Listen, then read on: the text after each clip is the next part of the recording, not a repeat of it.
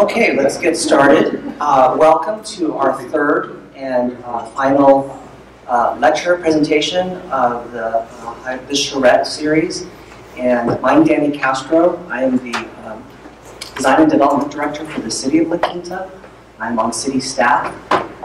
Myself, as well as Sherry Flores, the Planning Manager, we are leading this effort to on this Highway 111 corridor plan to reimagine and revision the Highway 111 corridor. About 2 years ago, a little over 2 years ago, the Planning Commission and the City Council began this discussion of how do we look at Highway 111 and its future, and perhaps look at enhancements in the future, even considering the change in the way our retail economy is and the way people shop and spend their time. And thought that this was a good time to have a vision and reimagine Highway 111 and have this discussion. So thank you for coming. I think this is going to be very important that you hear. The whole purpose here is to inspire you, as well as look at trade-offs and look at what potential ideas that we would have for Highway 111. When the City Council decided to begin a study, we have the assistance, and we approved a corridor plan and the funding to have some expert consultants help us. And so you'll meet some of these folks today and even tonight at 6 p.m. when we have our charrette for this evening, and it's our final evening for the charrette. We've been working for the last 2 days. We've had presentations during the day and then charrettes in the evening on Wednesday night and on Thursday night. We've heard from the community on a variety of concepts, design concepts, and so you'll see iterations this evening as well start to form from the whole charrette experience. I would like you to introduce you to our speaker. His name is Joseph Pine on experiential retail. Joseph Pine II will deliver the final new talk on experience-based economy and offer insights on how retail can stage experiences. Joe is an international acclaimed author, speaker, and management advisor to Fortune 500 companies and startups. So Joseph, I'm going to...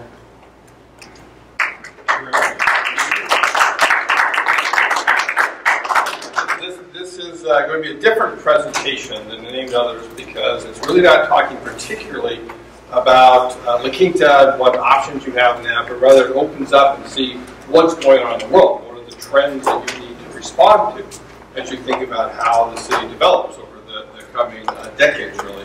It's a little different for me, too, because I didn't just, not going to just tell you things I tell everybody, but there are some specific things in here regarding city development that I think is good. And it's also good that it's a much more informal environment that we have here.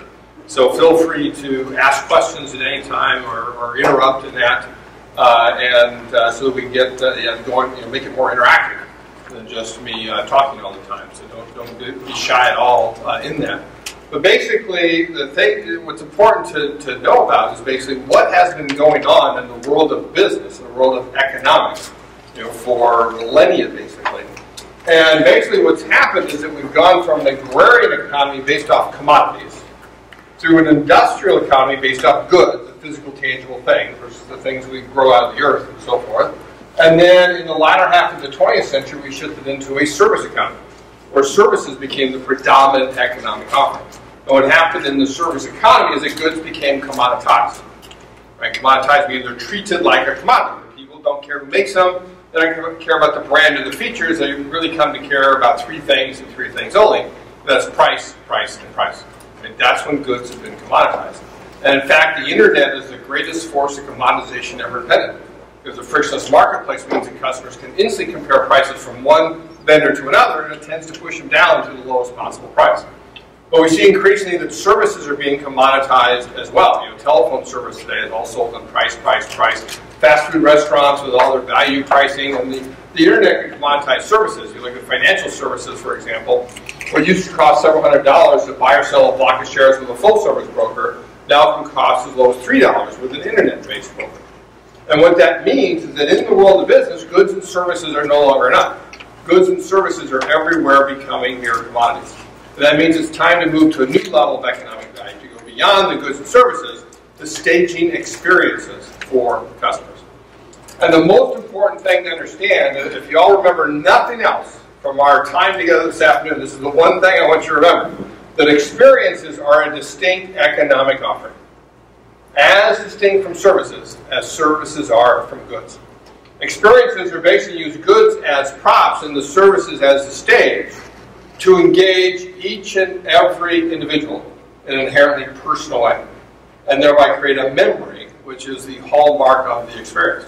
So what's happening today is we've shifted into an experience economy, an economy where experiences have become the predominant economic offering, where experiences are what customers want today versus goods and services, where they want to spend their time, where they want to spend their dollars.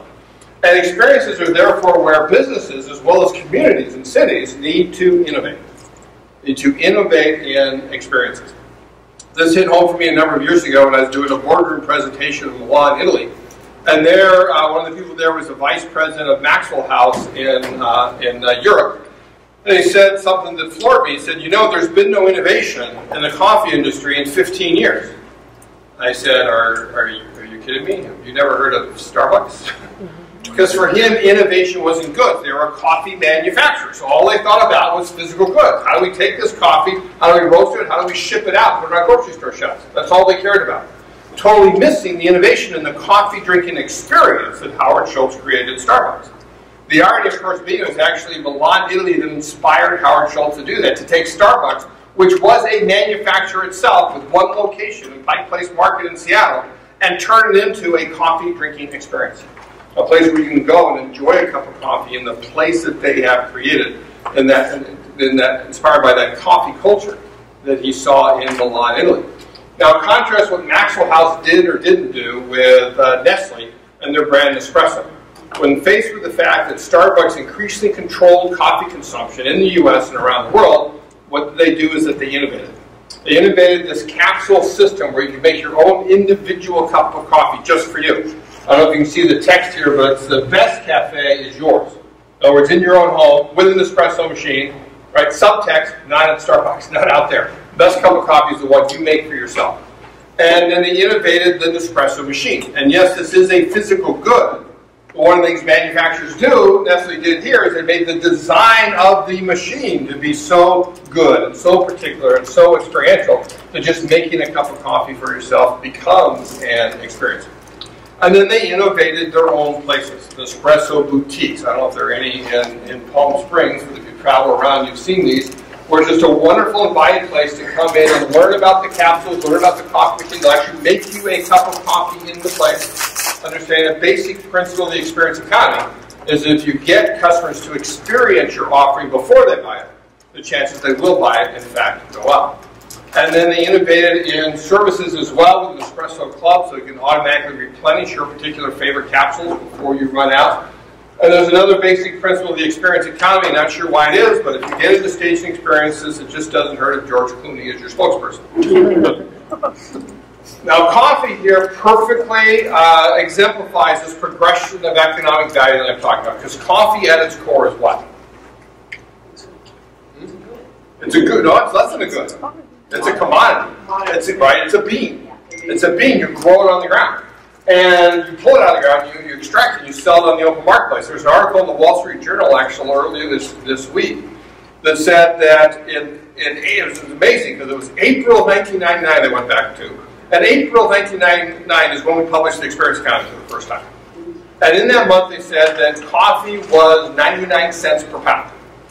And today, what is it? 93 cents per pound. It's lower. Now, it went up, it went down. Most of the time it was above that, but it's back down again. That's what happens to commodities. And if you're commoditized, that's what happens to you too. You know, you're subject to the vagaries of the marketplace. But it's now lower in price today than when we published the book 20 years ago. Because that's what tends to happen with commodities. And if you look at that per pound price of coffee and you convert it to a per cup basis, you know how much coffee costs per cup when you treat it as a commodity? 2 or 3 cents. So we're paying for the experience. Exactly. The actual amount of coffee, beans, right, that go into your cup of coffee, you buy it at Starbucks anywhere, it's 2 or 3 cents. Right? That's how much the beans are worth. But if you take those beans and you grind them, you roast them, package them, you put them on a grocery store shelf like Maxwell House, does. Now you get 5, 10, 20 cents per cup of coffee for the physical goods. If you then take those goods and you perform the service of actually brewing them for a customer in a vending machine, a kiosk, a corner diner, or bodega somewhere, 7-Eleven, now you're going to pay 50 cents, $1, $1.50, or $2 per cup of coffee. But then surround the brewing of that coffee with the ambiance and theater of a Starbucks, and how much are you paying? Right? $4, $5, $6. Mine this morning at the local Starbucks down here was $4.65 for the cup. But again, only 2 or 3 cents worth of beans in there. Right? And this is the progression of economic value. You're often getting an order of magnitude. Right? There's 2 orders of magnitude more value that you're creating from those beans by turning it into a coffee drinking experience. Right. So I understand that the perceived value of the good or the experience and everything would be that. Well, I'm sitting in the Starbucks and I feel like I'm in a wonderful place that facilitates me to drink my coffee in peace, get my mind ready for the day or whatever it is. I don't actually drink Starbucks, but the point is most people that get coffee are on the go. Right. So what kind of experience are you facilitating where it's $4.50 a cup, but you're just going through the drive-thru? Right. So how is it? I totally agree with you. Because what Starbucks has done, though, is they basically, because of the places, because everybody who does get on the go originally went into a place because they didn't always have drive-thru and that, they basically created a culture where people got used to paying that much for it. One of the things I've suggested to Starbucks is that if you go through the drive-thru or you order the app, it should be cheaper. Yeah. Right? They should make it to recognize that when you go in, you're paying for the experience. There are, and I'll talk a little bit more about paying for it later, but there's like Pret a Manger in London. It's a sandwich shop. You can buy coffee there, but it's pre-wrapped, pre-made sandwiches and cellophane package and that sort of thing. And you go in there, if you eat in, it's 50 cents, 50p more than if you take it out. And there's that recognition that says, hey, this is worth something to be able to spend your time in the place. And I think Starbucks should do exactly the same thing. And because I think for a lot of reasons it would continue to give value to the experience that I think they're actually commoditizing themselves with drive-thru, especially with Waffle. And that's my opinion. So there's been a lot of research done in this experience economy. Eventbrite is a ticketing company that talks about this report that they said that millennials are fueling the experience economy. Right? The millennials are fueling it. They did this research, and what they said is that living a meaningful, happy life is about creating, sharing, and capturing memories earned through experiences that span the spectrum of life's opportunities. That's a key thing. And memories earned through experiences. That's what a distinct experience is. So catering to that millennial crowd, you see entirely new genres of experience that did not exist, even a decade ago. Things like Topgolf, where you go in and it's as much a social interaction as it is hitting a golf ball. There's a Museum of Ice Cream. Have you heard of this? Right? $38 admission fee to go into an interactive art exhibit with all these different things. The last thing you go through is an entire swimming pool that's filled with sprinkles that you jump into in that. And what it really is an Instagram machine. Right? It's really people going in, paying $38, have this background where they can have pictures taken of them, selfies and so forth, and then they post on their social media. And that's what millennials are looking for. You have things like Circus Tricks, which is a consumer version of American Ninja Warriors that you can do there based in Salt Lake City. And you have escape rooms. Escape rooms did not exist a decade ago. Now there are thousands upon thousands of them, including, of course, one here locally that you can have. And it is fun for all ages. It is not just about millennials. Right? Millennials may be fueling the experience economy. When people ask me about it, the thing I say is it's because millennials are the first generation to grow up in the experience economy. So they're used to it. They demand it. But all generations prefer experiences over things. All generations want experiences. It is fun for all ages. You see the rise of things like this, too. This is a company out of Salt Lake City called The Void, which is a virtual reality experience. But the key here is it's a virtual reality experience that in a place that is purpose-built for it. And so the problem with virtual reality, if you ever try it out at home, right? You don't know what your environment's out, right? You're have a very high chance of like kicking in the TV if you're doing it, or knocking things off the end table, tripping over stuff. So here, they build a purpose-built environment. If you go upstairs in the game that you're playing, there will be stairs in exactly the right spot that you go up. You go up and see a torch over there, and you want to pick that torch to light your way through a hall. You go up there and you grab something, there's a torch. You bring it close to your face, you can feel the heat that they have on that, not actual fire, you're not going to burn yourself, but you can feel the heat from that torch. They make it much more real in that way.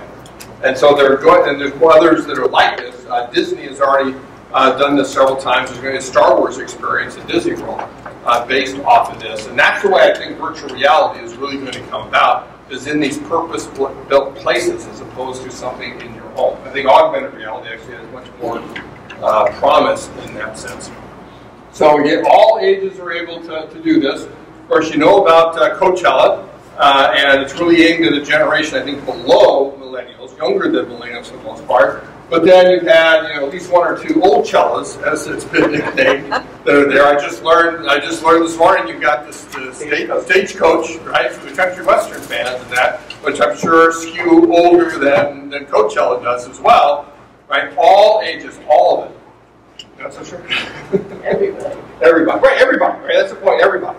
So there's been other research, particularly as Tom Gilovich out of Cornell University, that's done a ton of research on the fact that that people basically prefer experiences over things because experiential purchases make people happier than material purchases. Right? That's one of the key things. We're sort of at peak stuff. And people, particularly many of our ages, realize we don't need more stuff. We got enough stuff. But we can always collect more experiences. We can always have more experiences. And in fact, research across many different parameters shows that people buying experiences makes them happier than buying things. Right? That's a key thing. So that's why you're going to see this continued movement into, more and more movement into the experience economy. When you think about making people happy, you can think about this place, the happiest place on earth, as they call it, that does charge admission, right? An admission fee is, in fact, a signal that this is an experience, and that you're paying admission for it. Now, sure, they still sell lots of goods. Goods are never going away. They're just going to employ fewer and fewer people. But they still sell lots of goods, Mickey Mouse hats, Mickey Mouse watches, and so forth. They still sell a lot of services. Services are never going away. They're just going to employ fewer and fewer people. But you buy parking services, you buy photo services, you buy food services, and so forth. But why do people go? It's for the experience. Right? That experience that fills people with memory, the shared family experience that they have, that results in that memory that lasts not just for days and weeks, but lasts for months and for years afterwards. Right? That's what's going on. So when I talk about experiences, what I'm talking about are true distinctive experiences. Because one of the things that happened since we published the experience economy is a bunch of consultants got onto it, and they started talking about this thing called the CX, called the customer experience. And often many companies now have an office of customer experience. And when most people are talking about customer experience or CX, they're not talking what I'm talking about. I view it as a bastardization of the concept. Because when they talk about customer experience, they really mean, let's make our interactions with customers nice and easy and convenient. And nice and easy and convenient are all well and good, but they're service characteristics. At the both, they give you a good service, maybe even a great service, but they don't give you an experience. When you want to shift into experiences, for which many companies are actually creating chief experience officer positions, or CXOs. There are actually over 1,000 CXOs now that I know of around the world. I know because we track it. And what CXOs need to understand is that, while nice is nice, rarely does it rise to the level of memorability. And unless you create a memory, you did not have a distinctive experience. And easy, when we make things easy, what companies often do is they root nice things for their own people to make it easy to serve people, and it gets in the way of being personal. And experiences are inherently personal. In fact, no two people have the same experience, even if in the same place at the same time. Right? You have different experiences. Why? Because you're different people. Because you're in a different mood. Because you have different background. You have different prior experiences. And you do things differently. You need to reach inside of people and engage them inside in that inherently personal way. That's what a true distinctive experience is. And then convenience is the exact antithesis of what I'm talking about. Convenience is getting in and out as quickly as possible. Convenience is spending as little time with the company as possible. And with experiences, what you want to do is you want to get people to value the time that they spend with you. That's what the experience is all about. It's valuing the time that they spend with you in your place, whether it's a physical or a virtual place. In fact, you could draw a line between any one of these economic offerings and talk about all the distinctions. In fact, there's several tables in our book that do exactly that, to tell you all the distinctions between all of these. But I'm just going to talk about one here. And the basic distinction, the most fundamental distinction between services and experiences is about time. That services are about time well saved. That's nice and easy and convenient. Right? That's why you want to be close to the highway. You want to be easy on, you want to be easy off. You want to have the transactions go very quickly. You want to have enough people at the registers that people aren't waiting in line and wasting time. Right? That's time well saved. When people want experiences, that's what they're looking for, is time well saved. Same thing with goods, actually. A lot of the goods we buy are to save ourselves time doing things. Or washing machines, and a lot of you remember when people didn't have washing machines, 100 years ago. And you save a tremendous amount of time. People used to spend all day cooking dinner. And I remember that, because it starts with killing the chicken. And then you do everything you try. Now we don't do it. We get time well saved off of all these things. And people, in fact, want goods and services to be commoditized. They want them to be at the lowest possible price, at the greatest possible convenience, so they can spend their hard-earned money and their hard-earned time on the experiences that they value. And that's providing time well spent. Time well spent is what experiences are all about. Yes, sir. So, as a resident that's really excited to see something about experiences, I guess my biggest concern when I look at that chart is that the bottom portion are all about needs, whereas the top portion heavily emphasizes recreational activities or wants. So from a retail perspective, in order to be generating revenue for the city and in order to be someone who says, I love that place, Disneyland or whatever it is, and I want to go back to it, what's the longevity like? Because an experience becomes tainted over time or gets boring if it's the same experience. Right, excellent question. I'm going to talk about that at the end, about that, because experiences can be commoditized as well. So therefore, there's one more thing to think about after experiences, but I'm not going to steal my own thunder. Yeah, I bet. But I appreciate that. Well, I'm going to go real quick. Disneyland, I think you can go any given day, the same person, a different day, and have a different experience and a different memory. Yes. I remember waiting for the parade to come. My daughter and I found an ice cream place. They made the waffle cones hot. They rolled the edge in chocolate, and then they hit the sprinkles, put the selections we wanted. We sat on the curb. We watched the parade come by and entertain us with all the different faces, Goofy and everyone else. And she's 24. I still remember. I love that. I love how you wait till the end to say that she's 24. And one of the things about Disney, it is so big that you're never going to have the same exact experience that you have before. You're going to make different choices and so forth. But the predicate of what you're saying, though, is not quite true. It's in general that direction, yes, but in fact, very few of the goods we buy in the first world are necessary. Right? Very few of them. There are some, but very few of them. And if we totally gave up on experiences, right, we'd find they're necessary as well. They're not all luxuries. Absolutely. So you have luxury goods, you have luxury services, you have luxury services, you have basic goods, you have basic services, you have basic experiences. Right, there are people that can't afford to take their kids to Disney World or Disneyland even every year, and what do? They go to McDonald's Playland, right? Get a respite, have the kids play, and that sort of thing. Where something that you can afford. There are experiences at all socioeconomic levels. So there will be a but in general, yes. But what's going to happen, and we'll talk more about this, is that experience places are taking over for goods and services. That strip malls, right, are increasingly, it's not stores that are there, it's Taekwondo studios. It's photographic places. It's cooking schools and so forth that are replacing all of those goods. Like an integration, right? Yes, exactly. So that the same thing, the same place, the same building, the same infrastructure will be repurposed more and more into experiences, and we've seen that already over the last 20 years. I'll show you some extreme examples. We just think about that. And now, obviously, some people are going to retail for an experience, for a social experience to get out and so forth. But increasingly, they want that in different environments than a strip mall. You know, that's why you got places like the Mall of America from Minnesota. You know, you got an amusement park in the middle of it. You know, all these different experiences people have. You can literally spend all day there and not buy a thing. Right. So I'm really eager. Then I'll let you finish everything up, obviously. But let's see what's next. I do want to point out when you note the mall, that's actually perfect regarding what I was talking about regarding longevity.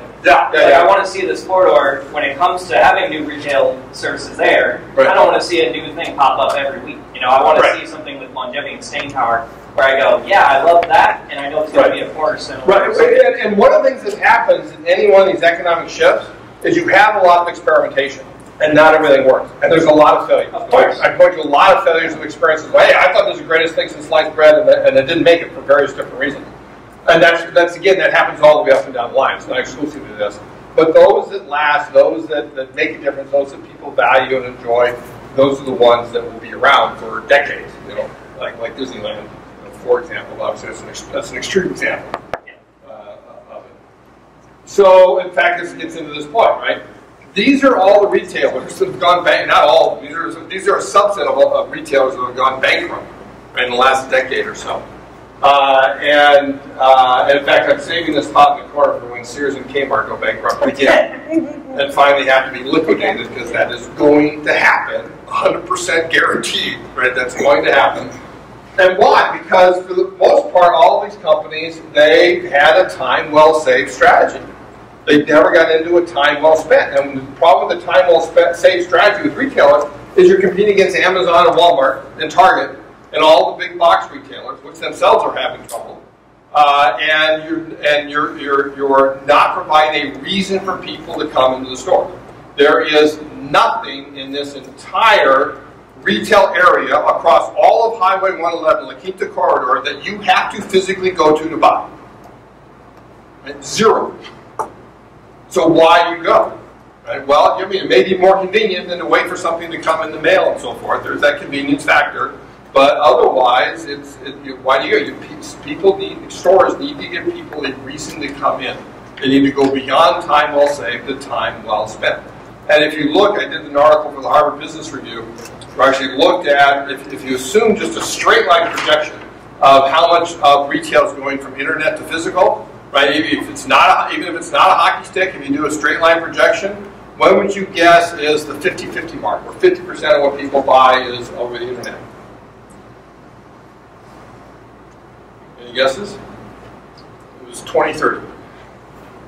That's 11 years from now. That's a lot more stores that are going to go out of business, right, because of that, if they don't do anything, right? And they have to respond to it. But you do have to, back to the repurposing point, you do have that going on in spades. This is actually an abandoned Sears store, a distribution center in Memphis, Tennessee, known as the Crossroads. They had other stores in there as well, but it was a big Sears store, a big distribution center. It's been vacant for 20 years. And what they do is that they repurposed it. They turned it into this vibrant village that they have. It's a vertical village, they call it. But it's got residential, it's got offices, it's got retail, it's got the place in the middle where we can have community events. It very much reminded me of last night you showed the Americana. I think it was up in LA that was like that, where you have that community space in the middle. Right? This is what's going on. It's going on around the world, is repurposing these old things and turning them into experience places. There was an article not too long ago on can the experience economy save Milwaukee area shopping malls? Because they recognize these shopping malls are going out of business if they do nothing. And so what are they doing? They're starting to replace physical goods, merchandising stores, for experience. In this article, they specifically talk about just in Milwaukee, and some of these I've never heard of before. They talk about a round one bowling and amusement place that comes out of Japan. They talk about Marcus Movie Tavern. And notice that's not a movie theater, it's a movie tavern. I've never heard that term before. Even though Marcus is a normal movie that I go to. They had Whirly Ball, which is a combination of bumper cars and lacrosse that you can go play. There was an improv comedy center in the shopping mall. I've only ever seen them in downtowns before. And then there's a punch bowl social, which is not just bowling, it's ping pong, it's shuffleboard, skee ball, all these different things. And they're all social experiences. They get people out and away from the computers and talking with each other And the thing that they had in there, this is another new genre of experiences that I first heard about 2 years ago, axe throwing bars. Have you ever seen these? My daughter did this, where you go in and you throw axes as the main amusement as you're drinking. Which I think drinking and axe throwing, I'm not sure, but it's the next, after escape rooms, or the next up and coming, where you just see tons and tons of these going on. The one retailer that I don't think is on the verge of going out of business is Best Buy. I think they do a good job. They've done a good job of integrating the fact that people want to buy on the internet with the physical store. They give reasons for people to come into the store. They're more than happy to like pull out their phones and show you what the price is other places and have to say, well, there's a reason to come here. And also because they have the Geek Squad. Right? The Geek Squad is one of my favorite examples of experience. We actually have given out an Experience Stage of the Year award, and the second one we ever gave out, which made it back in 1999, was to the Geek Squad before Best Buy bought them. It's founded by a friend of mine in Minneapolis, and it's a wonderful illustration of a basic principle of the experience economy, which is that when you stage experiences, work is theater. And that's not a metaphor. I don't mean work as theater. It literally means work is theater. That whenever you are in front of customers as a worker, you are on stage, you are acting. And you need to act in a way that engages the audience. So founder Robert Stevens says that he wanted to name his company the Geek Squad, and then he said he doesn't audition prospective employees, he doesn't interview prospective employees, he auditions them. Make sure he can typecast them as geeks. That's one of the phony geeks, he wants real geeks there. And one of the things, the reason for the costumes is like, you can wear that costume with a straight face and you're a real geek. Right? If you can't, you don't belong. Right? But he does costume them in the white shirts, the thin black ties, the black pants with things hanging off the belt, and the black shoes, the white socks. He says the white socks really make that uniform pop. They drive around in their Geek Mobiles, the black and white Beetles with the Geek Squad logo emblazoned on the side. And when they get to your home at your offices, the first thing they'll do is they'll pull out their badge and say, "Hi, I'm from the Geek Squad." Slowly step away from that computer, sir. They go about giving this computer repair experience. And Robert says that he wants the computer repair experience to be so engaging that his customers can't wait till the computers break down. Right? And that upticks the level of experience that they have inside of Best Buy. They went to, I can remember when there were only 12 Geek Squad agents in all of the Twin Cities, and now there are over 20,000 agents around the world. It's really making a difference for that company. So this is something to think about too, is think about how do cities progress through the experience economy. That originally, towns, basically, were where farmers would come in and bring their product to market. Right? That basically for those clients, it's that marketplace that people would come in.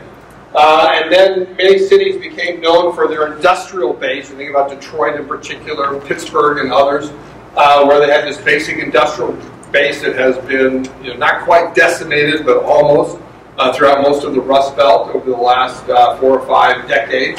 And then cities became places for financial centers and logistics and increasing call centers and all these services.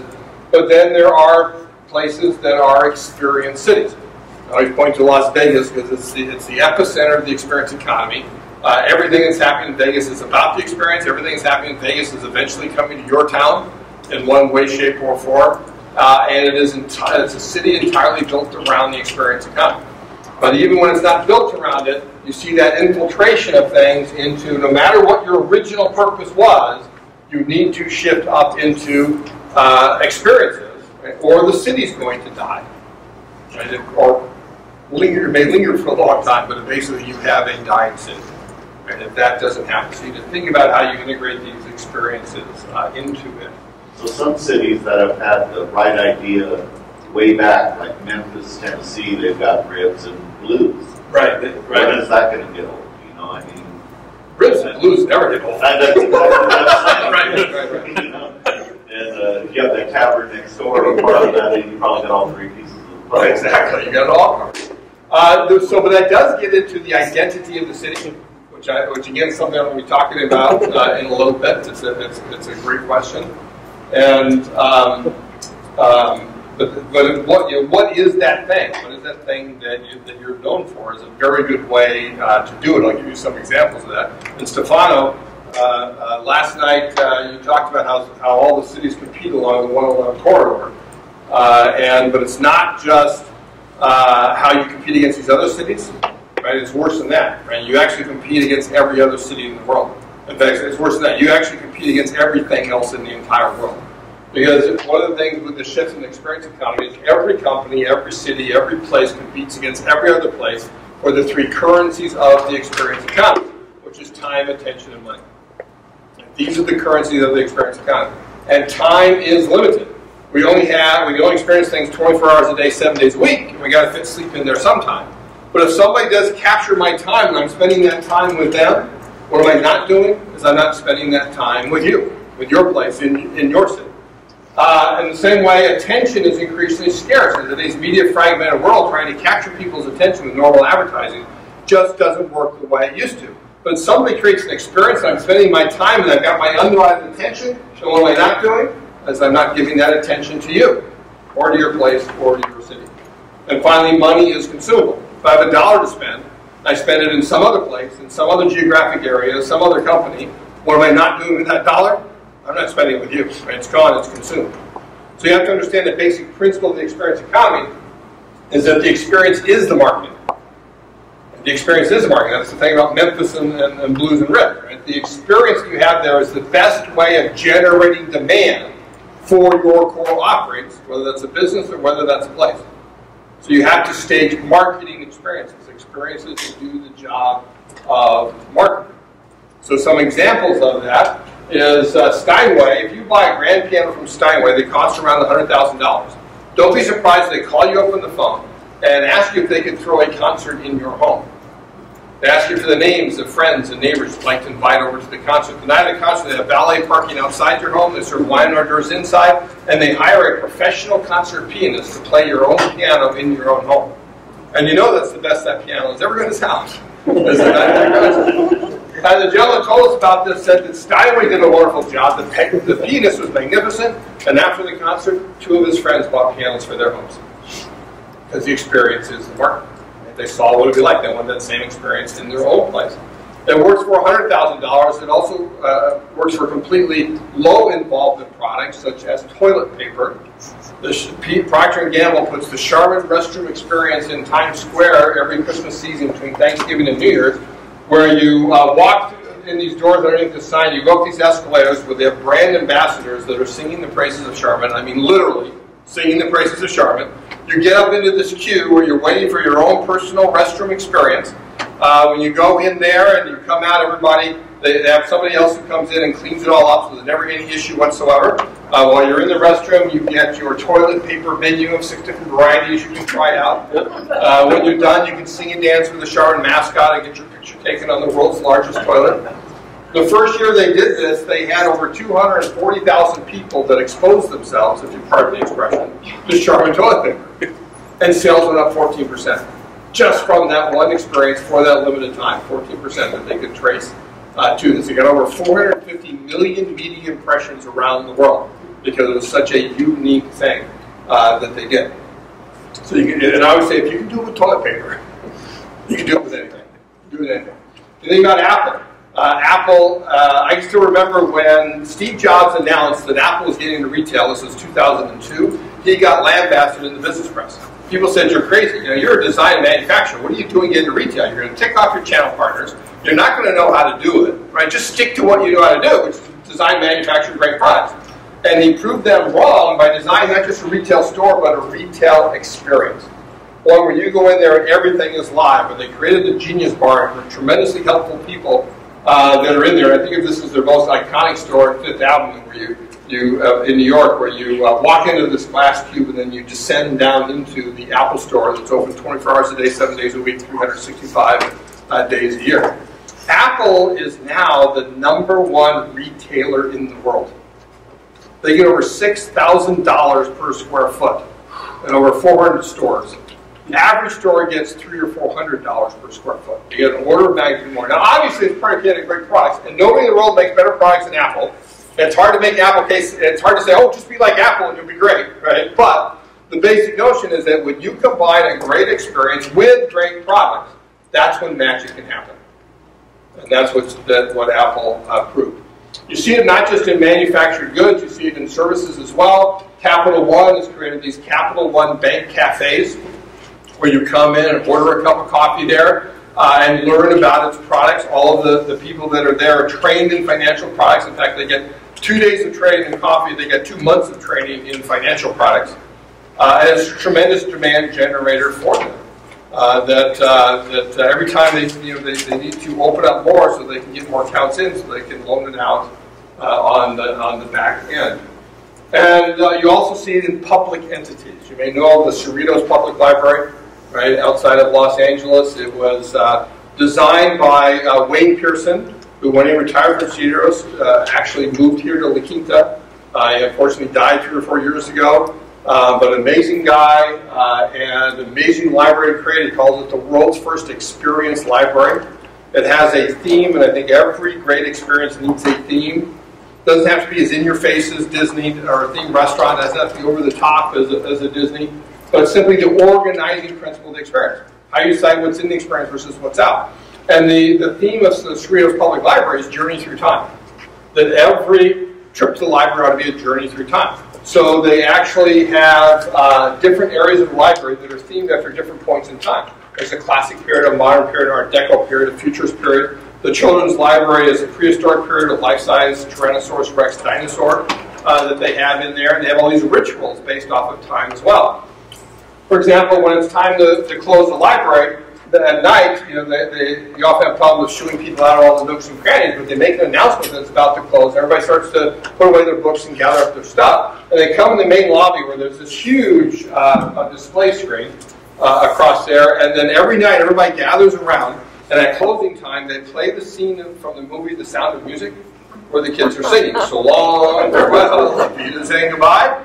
And they all go through the motions, they sing along, and they know by the time that last kid sings goodbye, goodbye, and that the library is now closed, and have to come again another day. And coming in they do, in a town of a little over 50,000 people, they have over 3,500 people in the library every day. It basically is the town center. All right, over 7% of the population is in that library every day because of the experience. It's the only library I know, you can't see it over here, but there's tour bus parking over here. Japanese tour buses come in, they say, one, they go to Disneyland, 2, they go to the Cerritos Library, right after that. And it just is an amazing place, right? This experience library. And then, of course, you have experiences themselves that use marketing experiences to generate demand for the experience, if you know what I mean. And again, that's what Las Vegas exemplifies. And all the themed casinos are there to attract people, to get them to come down. And then they start putting all these experiences outside of it, like the Pirate Show at Treasure Island was the initial one, but the Fountain Show at Bellagio, designed by John Jurdy, and all these things to get people to come to their particular property, come through their doors, and then partake, of course, in the gaming experience that they have. It's also true that while gaming is still the most profitable single thing that they have, it was about 8 or 10 years ago, and actually I worked with like MGM 20 years ago, and I told them this would happen, they didn't believe me. But about 8 or 10 years ago, the lines crossed where Las Vegas casinos now make more revenue off of non-gaming experiences than they do off of gaming experiences. So gaming is still more profitable, but eventually those lines will cross as well. Because it's all about the experience, and gaming is just one of the experiences that you can have there. So one thing I want to talk about too is that recognize that economically you are what you charge for. You are what you charge for. If you charge as a business for undifferentiated stuff, you're in the commodities business. If you charge for tangible things, you're in the goods business. If you charge for the activities your people perform, you're in the service business. But you're in the experience business economically if and only if you charge for time. Right? That's what differentiates. That's what economically makes something an experience to charge every time. That means an admission fee, a membership fee, a per play fee. Think of a slot machine as sort of a per play fee. Every turn you got to put a little in. There's other ways of doing it, but you're charging for time because that's what people value. What happens in any one of these economic shifts is you tend to give away the next level of value in order to better sell what you have today. But eventually you have to align what you charge for with what your customers value, and that means charging for time. This is again like the Starbucks thing, right? Why they should charge less for drive-through and for mobile because you're not in the place. And it will send us, and that difference basically is the admission fee for it. It's charging for time. Right? Starbucks doesn't do that yet, but there are cafes that do. Now, this is one of my favorites, Zifferblatt Cafe in Moscow and in London. This is in the Shoreditch area of London where I went to, where you actually go in there and they charge per minute. Right? 8 pence per minute that you charge for, and then you get access to the cafe where you can socialize, you can read, you can work, you can meet people, you can play games, whatever you want to do. 8 pence per minute, and the coffee's free. Right, just flipping that completely on its head. Now, you're not going to get a half frappuccino, all that frou-frou stuff that you can at a Starbucks.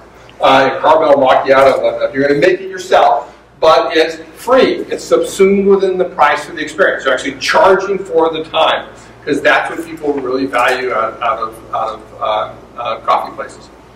And many manufacturers are creating experiences that they charge for. I want to mention this one. This is Volkswagen's Autostadt outside its hometown of Wolfsburg, Germany, where you're paying like a $25, $30 admission fee, where they have the different pavilions for every one of Volkswagen's brands, each one of them designed to be particular to that. And then they have a special experience where if you order a car from Volkswagen, right, online or locally at a dealer, and then want to pick it up at Autostadt, what they do is that they have a special experience where they put it into one of these car towers. I want to point this out to you for your auto mall area. That these are distinctive. They're really cool. They actually have, when it's your time to get a car, they have a robot arm that goes up and picks up the car, brings it down, delivers it through this tunnel, and appears in the showroom as if by magic. And if you actually want for an extra fee, an extra admission fee, you can be the car that goes through the experience. That's the sort of thing that makes an experience. This is one of my favorite all-time examples. This is actually in San Francisco. Wingtip is a men's store co-founded by a guy who's become a friend of mine, Ami Arad, where he's in the men's clothing business. He actually read our book, and he got to the point in chapter 3 where he said, what would you do differently if you charged admission? Because that's what you really have. You have to charge admission to truly be an experience. He said, how in the world can I charge admission for a men's store? Right? Couldn't imagine that. But he kept thinking about it, kept bothering him, stuck in his craw, and then finally figured out, I'm going to create a little club. And he created a little club that was literally the size of a small conference room, had one table in it, electrical outlets in that, and people paid a monthly fee to have access to it, just as a respite from their day, to get away from the hustle and bustle of San Francisco and that. So then he went whole hog. He bought or rented out this area across from the Transamerica building, the old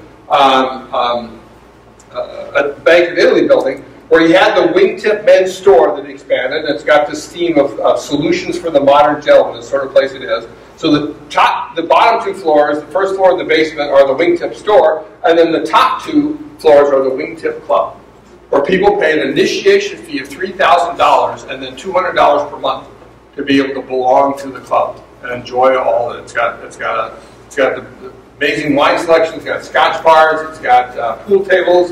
It has full service menu. It's got a cigar bar and all these different things. It's a place that I love to go to whenever I'm in San Francisco, and it is based off asking that question: what would you do differently if you charged admission? And there are even cities that are starting to charge admission and places, physical places. This is Wuzhen, China. It's an ancient city. And they spruced it up and that, but just to get into the downtown area will be, it's about a $20 admission fee. I forget what it is in renminbi. But it's a $20 admission fee just to get into this old city area. I was in last September up in Pebble Beach. Right? We wanted to go on a 17-mile drive. How much does that cost? Right? $10.25 per vehicle, not per person, but nonetheless, what is it? It's an admission fee. And this is the best $10 you'll ever spend, is being able to enjoy Pebble Beach Center. I'll be back there in June, and I'm going to do it again.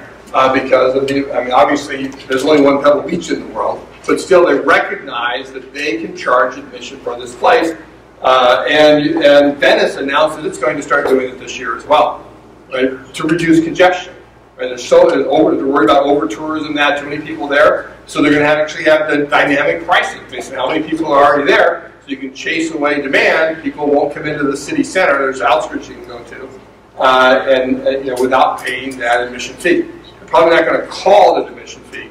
They'll probably call it, congestion price or something like that, like they're doing with cars. But nonetheless, that is exactly what it is. And then there's this place. There's Uranus. Uranus, Missouri. Right? Giggles are welcome.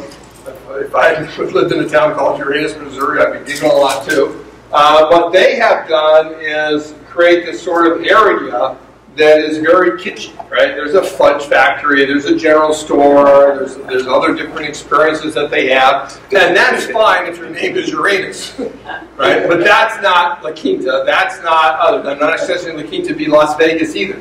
I'm suggesting you be you, but in experience form. And it gets to another book that I wrote, Follow On to the Experience Economy, on authenticity.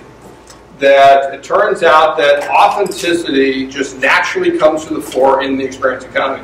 As life becomes more and more of a paid-for experience, people increasingly question what is real and what is not. And increasingly, people don't want to pay, don't want to buy the fake from the phony. They want the real from the genuine. And so authenticity has basically become the new consumer sensibility. The primary buying criteria by which people choose who to buy from and what to buy is based on how authentic they think that the place is. They think that the offerings are. They think that the company is. And so what companies have to do is they have to render their offerings and their places as authentic. But so often what people do is they do the exact opposite, or they make themselves inauthentic, particularly by advertising things that they are not, and doing things that are antithetical to who they are at the core. So understand what it is about authenticity. There's what I call the Polonius test. And the Polonius, you may be familiar with the name. Polonius is from the Shakespeare's play Hamlet. In fact, Polonius was the most fake character in that most existential of plays. But there's one point where he's given this long series of advice to his son Laertes. And it is platitude after platitude, cliche after cliche, until the very end. Polonius, or rather Shakespeare through Polonius, says something very profound, something that had never been said before. This above all, to thine own self be true, and it must follow as the night the day, thou canst not then be false to any man. This is when authenticity came to the fore in English literature. And you may be different than me, but whenever I read those 3 lines of the Immortal Bard, I automatically think 2x2 matrix. Okay, just me. All right, well, because in those 3 lines are the 2 key standards of authenticity. One is being true to self. Right? Is your offering true to self? Is your place true to self? Right? What do you have to do to know that? You have to know the self to which you must be true. You have to know your identity. That's your identity. What is your identity? Like Memphis, ribs and blues music. That's your identity. Right? That's what being true to self is. Now the third line is about not being false to any man. It's not about the self to which you must be true, but rather how you represent yourself. And you represent yourself in truth or in falsehood. In other words, is it what it says it is? Is your offering what it says it is? Is your place what it says it is? Is your city what it says it is? So it's how you talk about it. It's how you advertise, how you market, how you package things, what you say about them, the design, the architecture, all of that are representations of your identity. And you can be perceived as authentic by being true to self or not true to self, by being what it says it is or not what it says it is, and that yields the 2x2 matrix. Where ideally, at least for most places, most companies, you want to be real. True to self and what it says it is. You think about some sort of iconic experiences around the world, sipping afternoon tea in England, having a sauna in Finland, a Japanese or Chinese tea ceremony, and so forth. I think in America, it's a baseball game, right? It's like the most authentic you can get. Those are real places. The opposite of that, not what it says it is, not true to self, those are the fake. Those are the things like, the counterfeit goods from China are fake. The software, the Gucci handbag that's not really a Gucci handbag, and so forth, pirated goods and that, those are fake. But then in the middle here, you got these odd ones. You got the real fake and the fake real. Right? They're half and half. They're in between. And one way to sort of describe what they are is let me talk about these in terms of shopping centers. Since we're in a shopping center here. And thinking about it, right, what is a real shopping center? This is Jin Li Street in Chengdu, China. Right? You probably have never heard of Jin Li Street, much less Chengdu, China. But Chengdu is in the Sichuan province. It's the gateway to the woods where you have the pandas and that sort of thing. It's a dirty industrial town, a small little Chinese town of 10 million people. that they have there. And in the middle of it, they have this Jin Lee Street that is the most amazing place that I've ever been to in the world, right, in terms of the shopping center, right, outside of Pebble Beach, right, not a shopping center. But it's an amazing place. You go through those doors, and it opens up to a world of 200 or 300 years ago, what they call the time of the Three Kingdoms.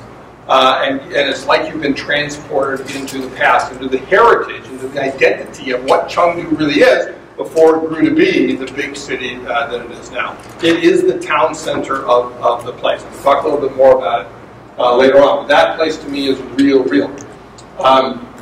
Fake or strip malls. Right? What Gertrude Stein said about Oakland, there's no there. Right? That's what strip malls are. There's no there. But it doesn't mean you have to keep them that way. You can at least sort of revel in the fact that we're a strip mall and go faux and be still perceived as authentic for what a strip mall is if you do it well. Right? Doesn't mean you can't do it well. And then in terms of the real fake and the fake real, I think of Universal City Walk as a real fake, as a place that is what it says it is, but it's not really true to self. It's not really true to LA. A city, it's a song, nobody walks in LA, but it is about walking in that. In the City Walk, you actually can see behind the facade something that would never happen at Disney World, or Disneyland. You always want to control what everybody sees. Here you can see that these are just facades. They're reveling in it. They're revealing the facades there. They're a real fake. And you think of a place like the Forum Shops in Las Vegas that is a fake real. That is not what it says it is, but it is true to self. And if they make, in the Forum Shops in Las Vegas, it's an ancient Roman way, right, a via. It's not really that, obviously. But they make all of the stores all have to fit in with it on the outside. On the inside, you can be whatever you want. You can be your own identity. But on the outside, on this facade, you have to match the identity of everything else in the place. It has to feel like this ancient Roman via. And one little touch that I think is just, it's really pretty amazing, and most people may not even notice, as you go out from stores, like on each side of the hallway, right, the meet in the middle, right, about 6 or 10 feet out there, there's these little dips. What are they? They're the gutters. As if they were coming out with their mops and everything every morning and throwing that water out that would make it out to the Adriatic Sea.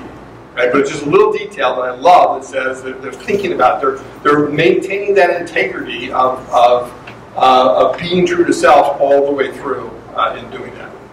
Right? So that's that's what a fake real. Think of a fake real as a fake reality, where you get people to believe in the reality. That's what fake real is.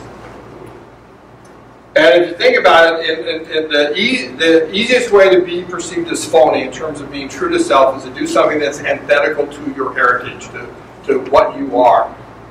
When Robert Stevens sold the Geek Squad to Best Buy, for example, he made them sign this document that he called his giant no list. Here are the 10 things that you promise never to do to the Geek Squad, or it's going to be perceived as phony.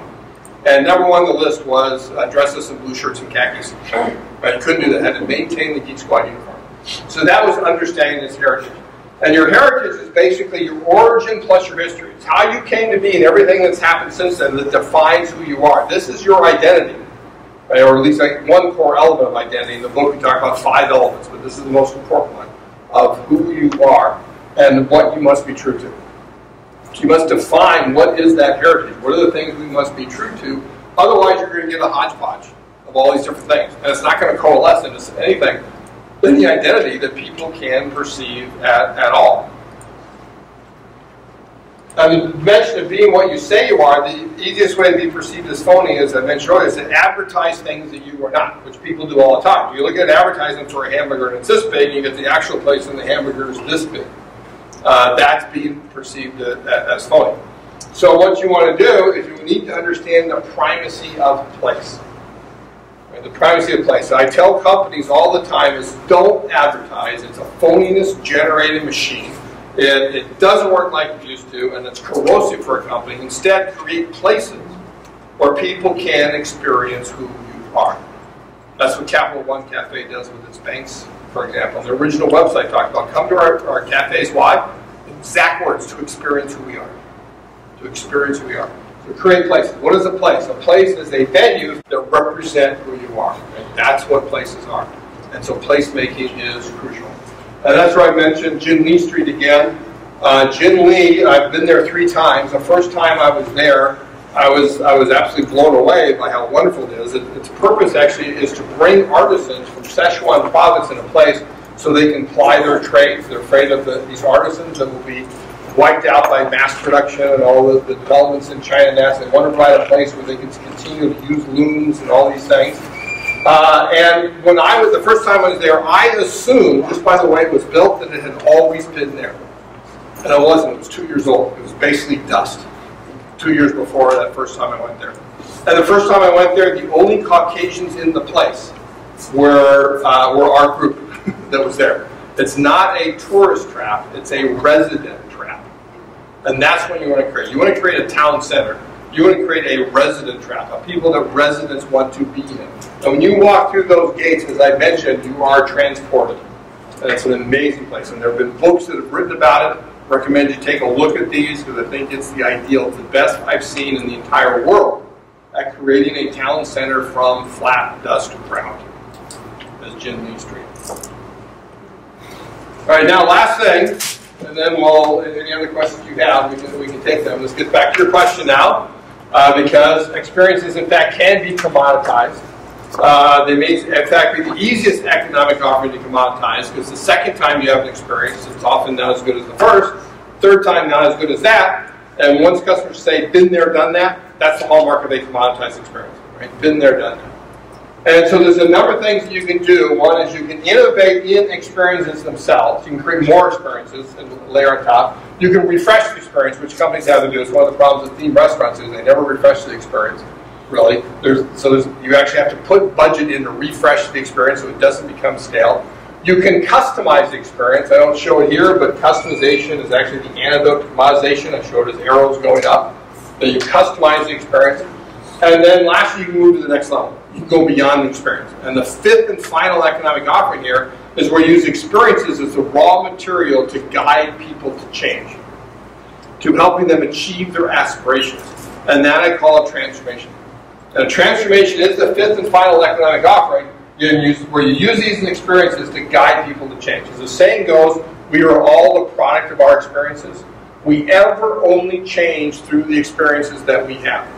In some cases, you have a life-transforming experience. But in other cases, it's a set of experiences.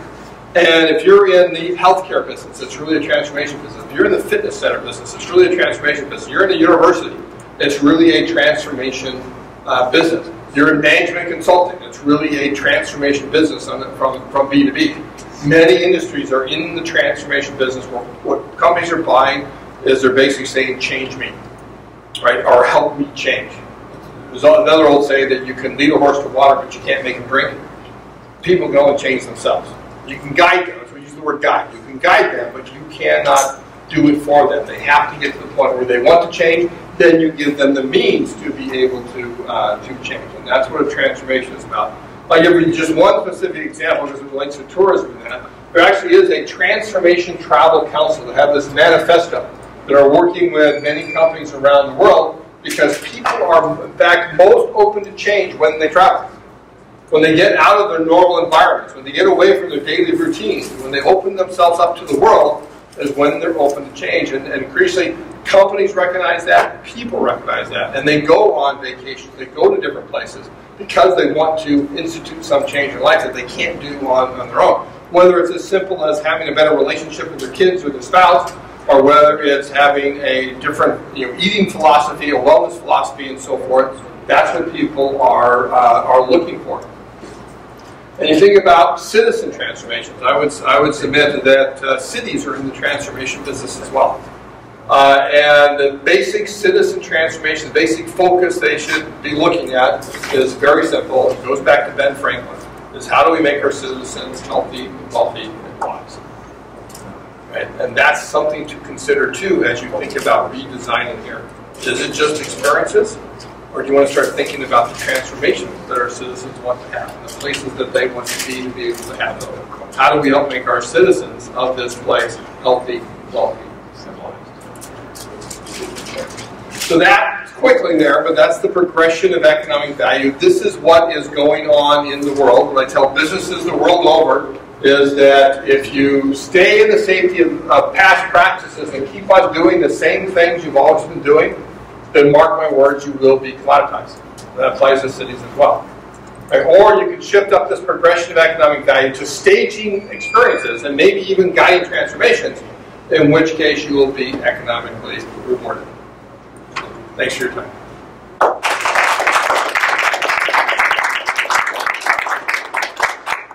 Any other questions?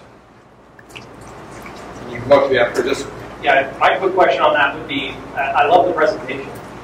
And I thought that it was really interesting how you started talking a lot about local residents.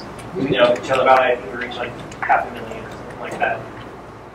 I'm curious to know what the relationship is regarding the demographics or how this experience-driven businesses would work from a retail perspective, because it seems like a lot of them rely heavily on tourism. And so we have seasonal tourism here. So I'm just curious, what do you think is like the right ratio, the right way to make it appealing to residents year-round versus tourism at certain seasonal times? Right. So one of the things there is to make it something that's worth going to more than once is the key thing. You know, it's like any themed restaurant. Once is almost always enough. Right. Right. So it's sort of like putting in a Hard Rock Cafe somewhere, because it's basically only for tourists. Unless you want to share it with other people. Right, in the case of that. But what are other things that in fact people want themselves to do over and over again? And I'll give you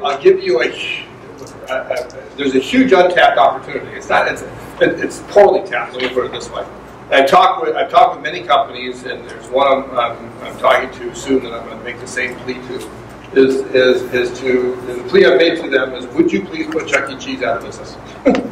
Because Chuck E. Cheese is a horrible experience. Right? No parent wants to go there, and yet it's so easy to do. But it's the birthday equivalent of Starbucks. It's like a place where people go to stage the birthday party experience because they don't want to do it themselves. They particularly don't want to clean up at home themselves. And so that's one thing, that having a great birthday party experience is one thing I put in any place, because there are always kids that are every year, and there's every day, there's multiple people that are having birthdays. And if you had a vibrant place, and there's actually a guy known as, in Florida, Frank something, I can't remember his name, but he's known as the birthday party guy. They can tell you how to do this. But I've done work with Lego, where I said, you could do this. I've done work with Disney, you could do this. Disney actually started that with the Club Disney over a decade ago, but with everything going on in the company, they didn't give it enough attention and sort of died of atrophy. But I think that would be a great company to do that. But it would be, so just an example of one place that would always have a local clientele as a birthday party, whatever it might be. Now, for older generations, Punch Drunk Social and Dave & Buster's and all those sorts of things provide those sorts of places. I think those are good places that you just got to make sure that they're refreshing things and that. So those are the key things to think about. It's a place that people want to do it. And town centers, the Gin Lee Streets, or all the Americana, the Grove in LA. I think Rick Caruso is the best designer of shopping centers that we have in this country. Those sorts of things become places where people want to hang out, where they want to be. To people watches over, and people watching is a key thing. Because you got to have people watching. People to come all the time. So probably just a partial answer to the question. But that was great. Okay. Others.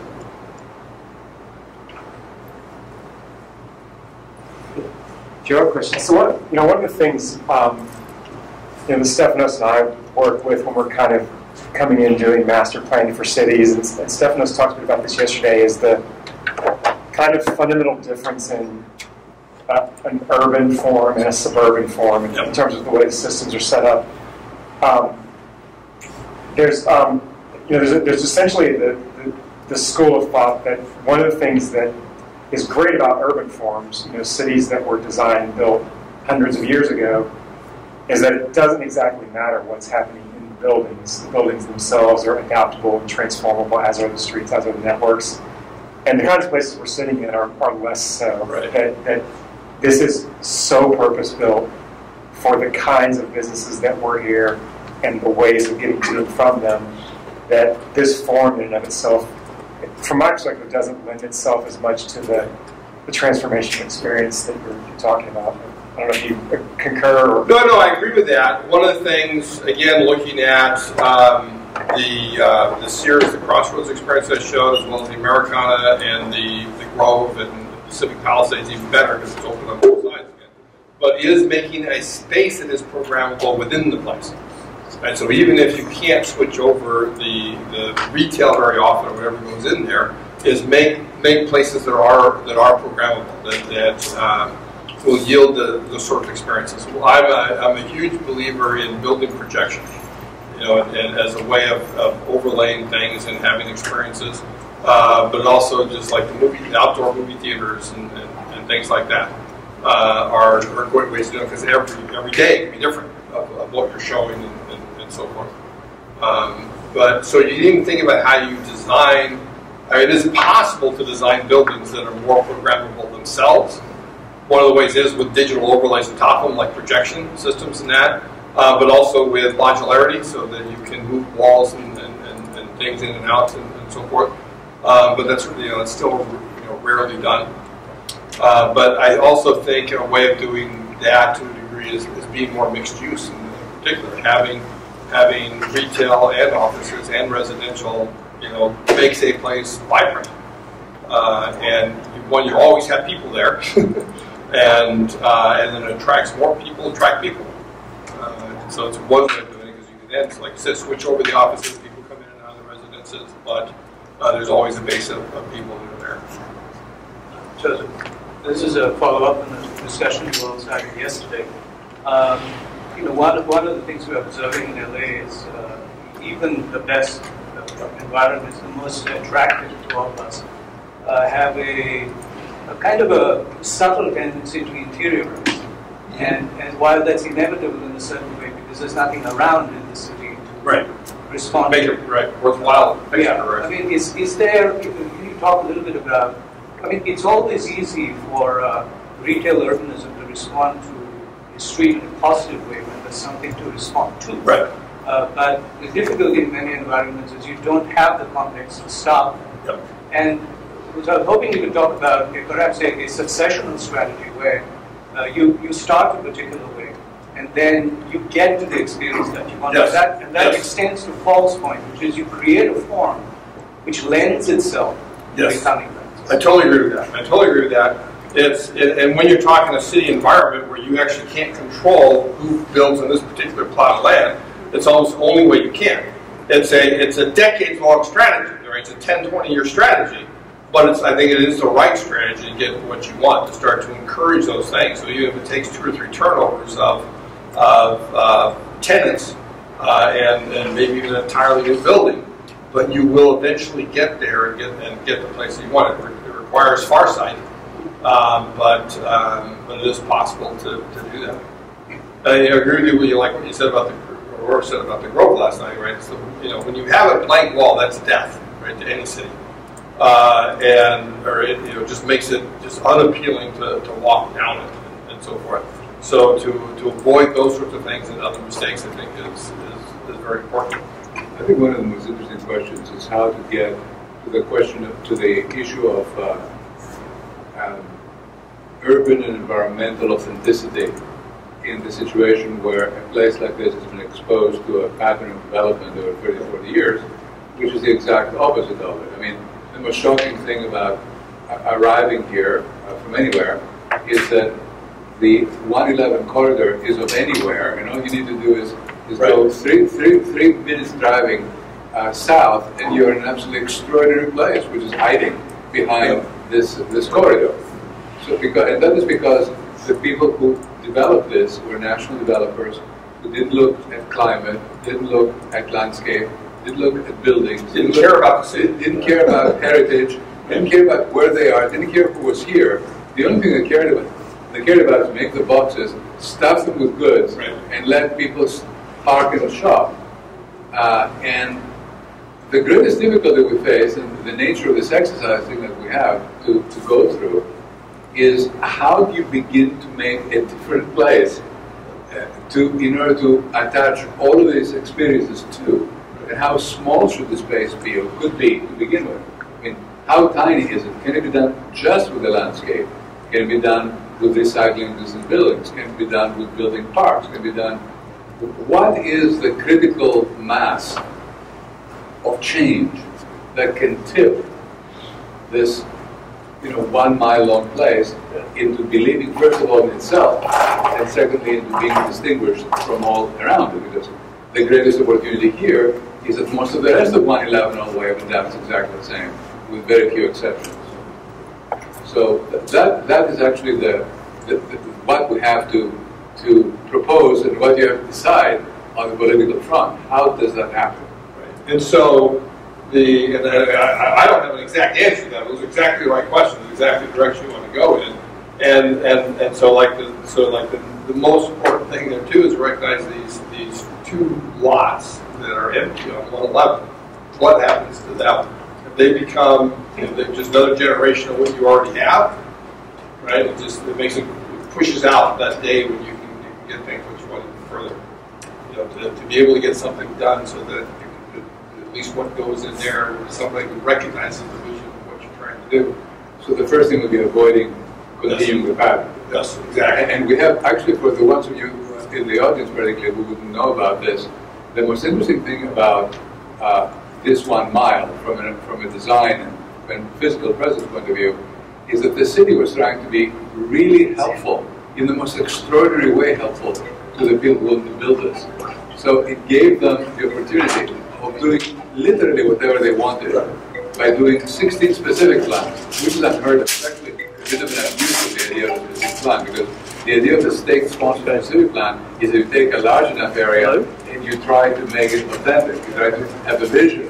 You look forward 30 years about how. Am I right about that? So the question then becomes: isn't it amazing that given the opportunity 20 years ago and the ability to build anything, literally anything, within limits, not 10-story buildings, but within limits, right? That people chose to do the same thing everywhere, literally everywhere. And you can hardly see why you needed 16 specific plans to arrive at its environmental form, right? Now, the guys across the street in the corner of Washington and 111 have done a very good job of taking those rules and making a really very responsive environment. I think that's the best part of this whole corridor. But what we're faced with is actually, after this 40 years or so, 50, whatever the number was, asking the question, now what? Now, how do we go on from here and project 30 to 50 years later? And you can learn a little bit from what I mentioned about the forum shops, where they basically inside whatever you want, outside it's got to match what we define as the standards for this place. Those standards are much more rigid than you can be with the city and so forth. But still, the notion that we want everything to fit together, we want to fit this identity, we want to become a part of La Quinta rather than a slab that sets itself apart from La Quinta, I think is a very important thing. The outsides are more fixed and more stable. The insides, as you pointed out, can change because we don't know what happens 30 years from now. Here's the tragedy: the amount of money that was spent to generate this environment was overwhelming, extraordinary. In the hundreds of millions it cost to make this. But the projected time expectancy of this is 7 years on average. That's why everything's falling apart. So think about the difference between this and the La Quinta Hotel, where Gordon Kaufman designed the hotel in its first form 100 and something years ago, almost 100 years ago. It's still there.